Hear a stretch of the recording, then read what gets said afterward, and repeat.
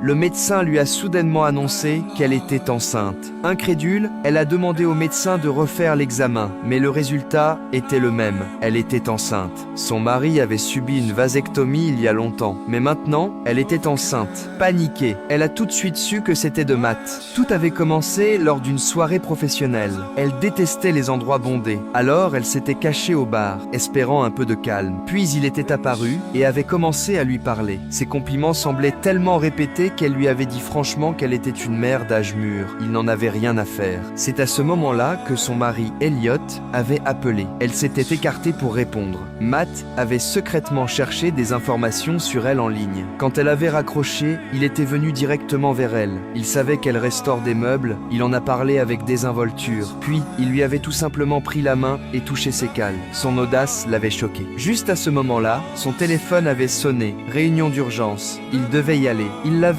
regardé, désolé, et l'avait invité à voir son nouveau projet le lendemain après-midi. Elle avait répondu de manière vague qu'elle y réfléchirait. Après son départ, son amie Claire était venue la taquiner. Quand elle avait entendu que son nom était Matt, elle avait été choquée. Matt était le fondateur d'un site web célèbre. Elle était soufflée. Il ne l'avait même pas mentionné. Rentrée chez elle, elle avait immédiatement cherché des informations sur lui en ligne. En voyant ses photos, beau, son cœur s'était emballé. L'après-midi suivant, elle était allée le voir. Au travail, il était complètement différent. Ce côté concentré l'attirait. Il s'était retourné, l'avait vu et s'était figé une seconde. Puis il avait commencé à lui montrer son projet. Il lui a demandé d'être sa consultante en design. Voir son travail reconnu, ça lui a fait du bien. Après cela, ils avaient commencé à s'envoyer constamment des messages, à partager leur vie. Ils se voyaient de plus en plus. Il était comme une lumière qui éclairait sa vie terne. Mais quand il avait finalement avoué ses sentiments, elle avait paniqué. Elle ne pouvait pas trahir sa famille. Elle était allée le voir, il fallait clarifier les choses. Elle lui avait dit qu'elle avait un mari, Matt, et elle avait convenu de rester simplement amies. À la maison, elle avait essayé de parler à Elliot